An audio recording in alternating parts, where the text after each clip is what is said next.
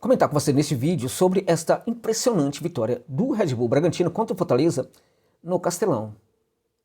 Aqueles que chamaram o Castelão de pasto, né, do Castelão, como eu já o fiz em um certo momento, de certa forma não está totalmente errado, exceto pelo fato de que, até em virtude das condições climáticas, né, a última coisa que este gramado é um pasto, mas metaforicamente a gente pode sim atribuir esse adjetivo ao Castelão. E aí meu amigo Ronald Pinheiro Langbeck, ele vai reclamar, como já o fez em um certo momento, esse torcedor absurdamente fanático do Fortaleza, né? Radialista aí, importantíssimo aí do estado, né? Ô Josa, mas não é bem um passo, e no meu tempo, nos velhos tempos, ninguém se importava tanto com gramado e tal, ele não gostou. Quando eu falei isso, eu entendo, né? E o fato, gente, o fato é que não dá para questionar que a gente tem ali tudo em alguns espaços ali do campo, menos um gramado, né? Isso é uma vergonha para o Fortaleza, para o futebol do estado e também para o futebol brasileiro. É um desrespeito com os adversários, é um desrespeito também com os times que jogam ali, mandando seus jogos ali no Castelão. E o Castelão é aquele estádio que ele fica fechado durante um bom tempo, prejudicando aquelas equipes que precisam jogar num estádio menor, e quando ele volta igual ou pior. Então, responsabilidade tem que ser atribuída, né, aos responsáveis aí, né? Aos responsáveis, no caso, por essa reforma do Castelão. Não dá para continuar desse jeito. É um absurdo. A gente olha para alguns lugares ali, o gramado ele está fofo, completamente fofo, solto, né, e houve uma tentativa ali de colocar grama em alguns lugares, e parece que não deu tempo, não sei quando é que colocaram essa grama, né, se foi ontem, se foi 5 minutos antes do jogo, que estava completamente solto, gente. Né? E em outros lugares, a gente tinha só areia. Toca areia, joga areia, vamos jogar areia. Uma vergonha. Agora, sustentaria o Ronald Pinheiro Langbeck que, na verdade, isso não é o problema. Porque o problema é que as equipes, quando elas querem jogar, elas jogam. E ele tem razão. Né? O gramado do Castelão não pode ser uma desculpa para o desempenho fraco do Fortaleza em algumas partidas. Até porque, e até mesmo em virtude de que o gramado assim prejudica as duas equipes, se nós olharmos para o que é o Fortaleza como equipe e também para o Red Bull Bragantino, precisamos concordar que o Red Bull, em teoria, sofre muito mais num gramado como esse do que o Fortaleza, porque tem uma equipe que toca muito mais a bola, cuida muito mais, né? Arredonda muito mais a bola, toca muito mais essa bola, inverte, coloca essa bola no chão. Então, o Bragantino, em teoria, sofre muito mais com o gramado nessas condições do que o Fortaleza. Agora, se nós olharmos para o jogo, a gente vai precisar também entender que o seguinte: Fortaleza hoje, ele no começo do jogo não fez uma partida ruim. A ideia não era ruim. Contudo, essa ideia ela foi sendo desgastada pouco a pouco durante a partida pelo ótimo futebol apresentado pelos visitantes. Fortaleza foi com uma ideia de jogo aí, como eu disse, boa. No meio de campo, o Vojvoda colocou o Sacha até para liberar um pouco mais o Caio Alexandre para uma subida. Ele não é muita dele, não subiu muito, mas ele se sentiu muito mais tranquilo para fazer esses passes. Não foi a grande apresentação do Caio Alexandre, mas em teoria a presença do Sacha é justamente para que ele ficasse um pouco mais livre, tivesse mais liberdade para fazer esses passes e também para fazer esses lançamentos. Em algumas situações ele fez esses lançamentos. Buscando o quê? Buscando o lado do campo. Buscando quem? Buscando o Marinho, de um lado, né, do campo, e buscando o Caleb do outro lado. Não funcionou muito bem. No começo até que sim, mas depois também essa ideia ela foi completamente ali desgastada pela equipe do Bragantino. Pela maneira como a equipe estava jogando hoje, ela pedia as subidas do Dudu. Ela pedia a presença do Dudu no campo de ataque e novamente o Dudu fez uma partida muito abaixo, muito ruim. Um jogador tímido, um jogador que até agora não deu nenhum sinal de que possa ser, de fato, bem diferenciado para o Fortaleza, como muita gente tinha essa expectativa, inclusive eu, quando ele foi contratado junto ao Atlético Goianiense. Né? A gente teve ali uma defesa, de novo, desatenta.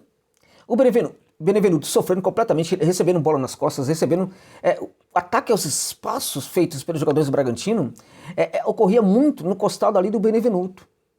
O Thiago Borba fez isso direto. Durante todo o jogo, o Thiago Borba sempre apareceu ali no costado do Benê, assim como também em algumas situações ali a gente via o Lucas Sacha, que fez uma grande partida, né, taticamente uma excelente partida, o Sacha, né, aparecendo ali no costado do Tite.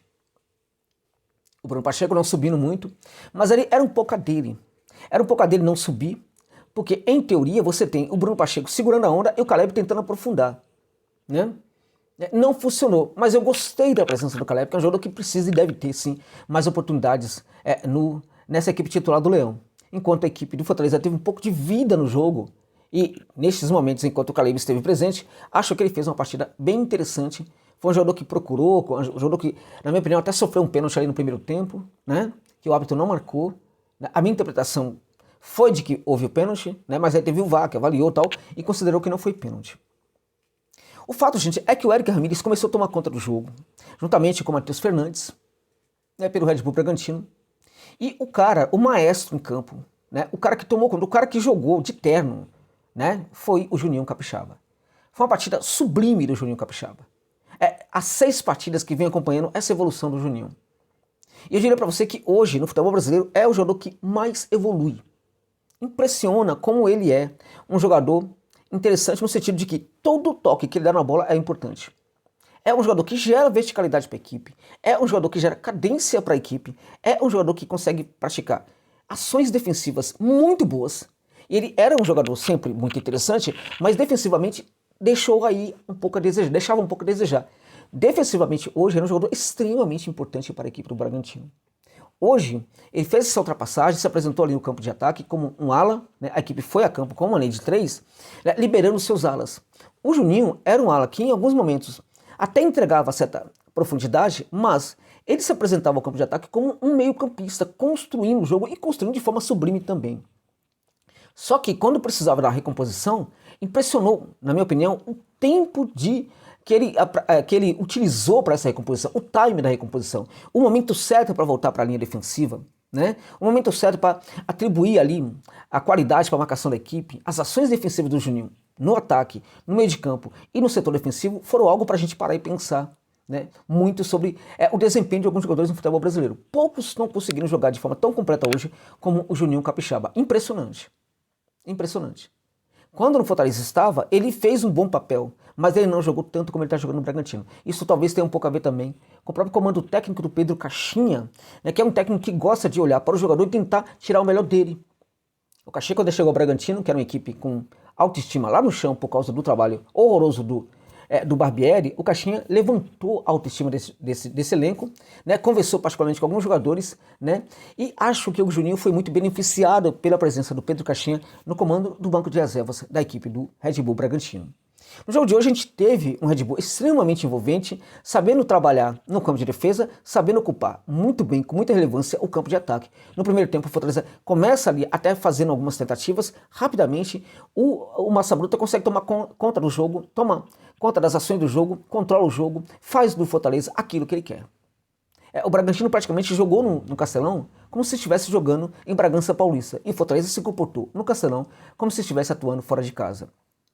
A conexão com a torcida, ela não foi sentida dentro de campo, não por culpa do torcedor, mas por culpa do time. O time, às vezes, quando está mal, quando as coisas não funcionam, parece que ele tem dificuldade de acenar para a torcida, parece que ele tem dificuldade de se conectar com a torcida, parece que o constrangimento não permite com que os jogadores busquem essa conexão com o torcedor. Isso a gente viu na partida de hoje também. O Fortaleza precisa tomar cuidado com essa questão. Você tem o Sacha em campo, que é um volante bem defensivo. A equipe do Fortaleza não pode, por exemplo, levar tanta bola para o centro do campo. Não pode levar essa bola aí pelo lado do campo, mas também não pode permitir com que o adversário trabalhe tanto por dentro como aconteceu na partida de hoje. Esse trabalho por dentro, quando ele passa por esse volante defensor, né, os jogadores da equipe adversária vão se deparar com 2 zagueiros que são lentos. O Benevenuto não é tão lento assim, né? Mas o posicionamento do Bené não vem sendo dos melhores, e isso faz com que ele pareça muito lento, porque, embora não seja lento, as ações dele, ele pratica lentidão para chegar no jogador, para fazer o corte, para fazer o bote, né? Por quê? Porque às vezes ele está mal posicionado e faz com que ele não tenha muito sucesso aí no bote. O fato é que o Bené é um zagueiro que tem dificuldades, está com dificuldade, e também, do outro lado, o Tite é um zagueiro lento. Então, esse trabalho por dentro, o Bragantino fez o que quis hoje, na hora que quis, né? E aí, meus amigos, quando se cansava de jogar por dentro, acionava o corredor. E quando fazia isso, a bola vinha para o centro da área e também pegava a defesa do Fortaleza ali completamente desordenada. Impressiona como a equipe vai a campo com volante defensivo e esse volante não consegue gerar essa proteção à primeira linha. E acho que aí não é só o problema do Sacha aqui. Em alguns momentos da partida não foi tão ruim, né? Mas no geral não conseguiu contribuir. Havia uma ideia para o jogo que o Fortaleza queria executar. Essa ideia também foi prejudicada pela presença de um volante que é tipicamente um marcador e que não estava conseguindo marcar como deveria e evidentemente que também não entregaria na construção porque não é dele. O Sacha, em algumas situações, a gente também percebia ele fazendo ultrapassagem e chegando ali, até mesmo a linha de fundo, né, perto ali da linha de fundo ali do Bragantino, a linha inicial do campo para a equipe do Massa Bruta, né? Não pode ser do Sacha essa daí. O Sacha não pode ser esse volante para fazer essa ultrapassagem. Não pode e não deve. Evidentemente que o Voivoda deve estar com problemas aí com os seus volantes. Fortaleza precisava ir ao mercado de trazer pelo menos mais um volante aí, né? Agora, tarde demais, Inês. Né? Jaz morta, na verdade. Inês está morta, né? Mas eu gosto mais da ideia de Jaz morta, Inês, segundo Camões. Né? Vamos lá. Veja, o Fortaleza tentou no começo, foi dominado. Por que foi submetido a um domínio dessa natureza e com essa crueldade por parte do Bragantino? A gente vai falar apenas que o Bragantino fez um bom jogo? A questão é, por que muitos adversários estão conseguindo fazer um bom jogo contra o Fortaleza? O Bragantino à parte, com o ótimo time que tem, para mim é um dos melhores hoje no futebol brasileiro, eu falava, cheguei a falar, fiz a live no Essência Tricolor e falei que seria um jogo complicado. Né? Mas o fato, né, aliás, abraço para o pessoal do Essência Tricolor, né? Mas o fato, gente, é que o Bragantino hoje ficou ainda mais confortável e as equipes estão, né, sentindo esse conforto para jogar contra o Fortaleza, mesmo no Castelão. Tá ficando tranquilo, não tá ficando difícil. E as equipes tendem a jogar bem contra o Fortaleza. Por que elas jogam bem contra o Fortaleza? Este é um ponto. Porque ela encontra facilidades, encontra certos espaços. Né? O que está acontecendo? A equipe tem tempo para treinar e quando ela treina durante a semana inteira, ela não consegue, por exemplo, apresentar um bom jogo. O curioso, como eu disse no começo, é que a ideia para o jogo de hoje não foi ideia ruim. Eu até louvei muito a presença ali do Caleb na equipe, né? Mas não está funcionando. O Marinho sequer está sendo tão acionado como nos primeiros jogos. O Voivoda entendeu isso daí, entendeu que não estava funcionando. Né? O Marinho hoje foi acionado sim, muitas vezes, mas não somente ele, o outro lado também foi utilizado. Ou seja, o Voivoda fez uma leitura rápida de que isto era um problema para o Fortaleza, um problema que poderia inclusive danificar as expectativas do torcedor em relação ao jogador e também a autoconfiança do jogador quando ele começasse a ser criticado pela torcida do Leão. Contudo, o Marinho hoje, mesmo sem ser acionado o tempo inteiro, quando a bola chegou nele, nem sempre ele conseguiu entregar os resultados que a equipe precisava, né? Evidentemente, como eu já falei para vocês, o Marinho, assim como quaisquer jogadores, tem todo o direito para um tempo de adaptação. Claramente que o torcedor não tá nem aí para isso, não tem paciência com isso, quer que a equipe vença, quer que o jogador faça gol, enfim. Mas, infelizmente, no mundo real, nem sempre é assim que acontece. O jogador não vai chegar e se adaptar rapidamente a uma equipe. Ele até pode ter essa vontade, mas ele não vai conseguir muitas vezes. Numa situação ou outra, ele pode até conseguir, mas vai ser raro o caso. E não está sendo o caso do Marinho, né? Então, também ele tem tempo aí para sua adaptação. Acho que hoje vale muito mais pegar no pé, no bom sentido, né? Do Thiago Galhardo, né? Que, infelizmente, está finalizando muito mal, está perdendo muitas chances de gol. Aliás, no jogo passado também o Roceiro perdeu muitos gols, precisamos reconhecer, né? Do que criticar propriamente o Marinho neste momento. E digo mais, se você tem alguma expectativa de que o Marinho possa ser um jogador importante para o Leão, importa muito, neste momento, que você exerça uma certa paciência com esse jogador. Porque se de fato as críticas começarem a acontecer, aí, meu irmão, aí já era. É o tal do efeito, é um dos efeitos colaterais que o Marinho levaria, na verdade, para o PC se contratado fosse, né? E é um efeito colateral que ele pode perfeitamente apresentar caso a cobrança seja excessiva neste momento, ao menos neste momento. Eu não estou falando que você não tem o direito de cobrar o jogador, você tem todo o direito, você paga ingresso, tem todo o direito, tá vendo o jogo na TV, tem todo o direito de cobrar o jogador, evidentemente. Mas até para o bem do Fortaleza, importa muito que você tenha um pouco de paciência com este jogador no momento. De curioso o fato de que uma torcedora entrou no gramado. Gente, eu tô tentando até agora ter raiva da torcedora, eu não consigo. Eu achei bacana ter sido uma torcedora e não um torcedor. Tá errado, tá muito errado.